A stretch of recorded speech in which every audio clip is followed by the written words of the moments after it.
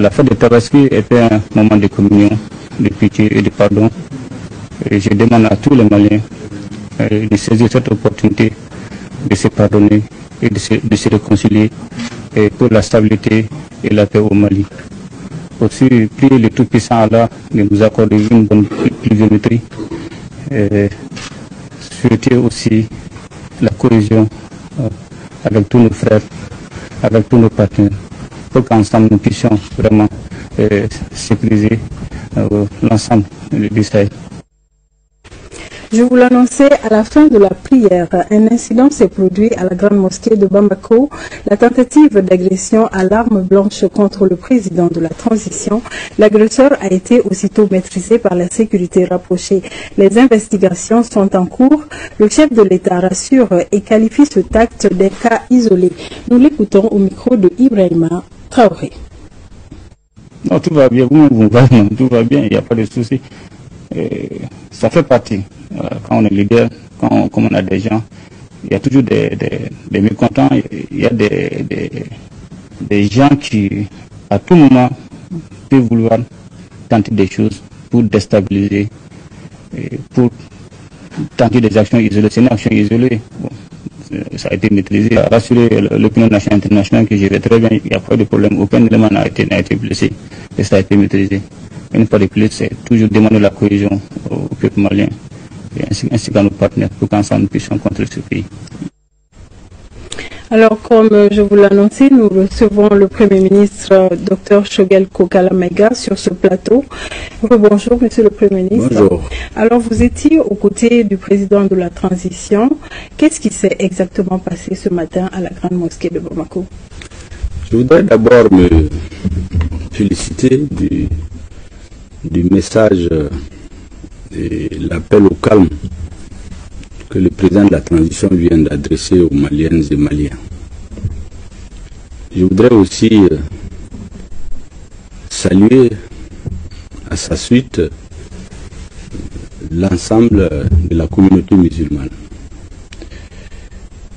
et dire aux Maliennes et Maliens que je suis là essentiellement pour leur donner quelques détails, parce que nous souhaitons que notre opinion publique ne soit pas abonnée seulement à la version qui peut venir d'ailleurs ou des réseaux sociaux, même si elle peut être juste. Et donc je suis venu d'ici, de chez le président de la transition, auprès de qui j'étais dans la mosquée tout de suite, pour donner quelques précisions aux Maliennes et Maliens qui en ont soif, je suis certain.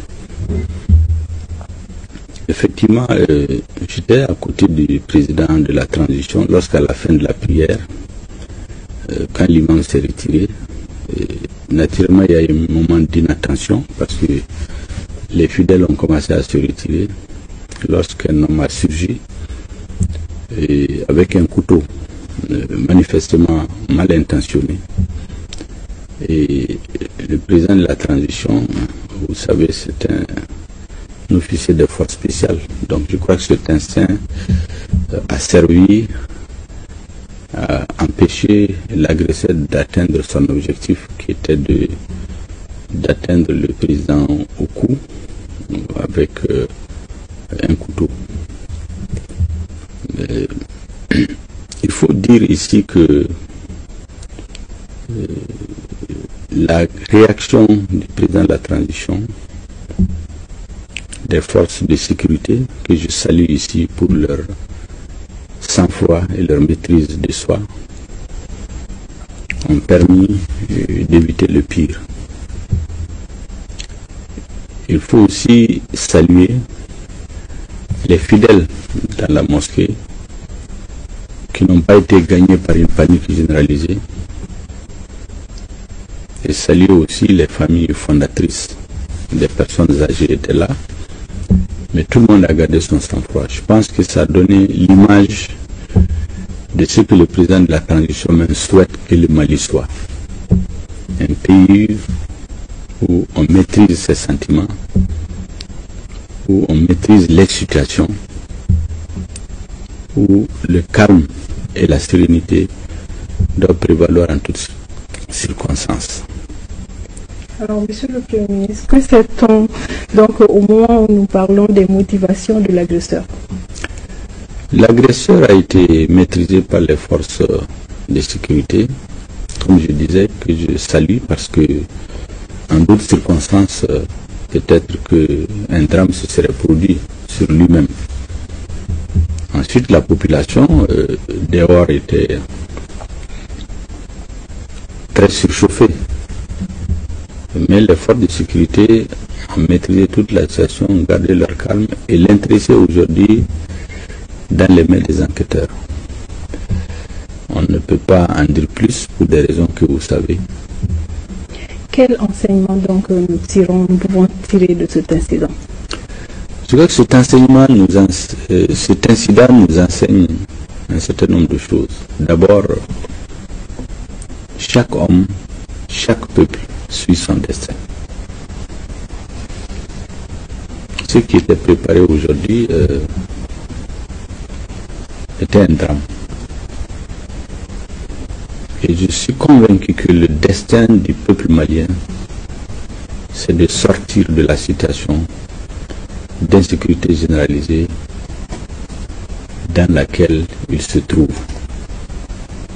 Et notre espoir, c'est que cette transition dirigée par le président Koïta puisse être le point de départ d'un Mali nouveau, d'un Mali réconcilié, d'un Mali apaisé. L'autre leçon que je tire de cette citation, c'est qu'il faut rester vigilant. Nous ne devons pas baisser la garde. La refondation du Mali, comme on l'appelle le Mali Koura, est une exigence historique. Et ceux qui ont la chance d'être aujourd'hui aux hautes fonctions doivent s'imposer un objectif: refonder l'État malien, reconstruire la nation pour qu'elle retrouve son unité, son honneur, sa dignité, sa souveraineté, en un mot, pour que la nation redevienne ce qu'elle n'aurait jamais dû cesser d'être. Et quel message avez-vous à l'endroit des Maliens à la suite de cet incident?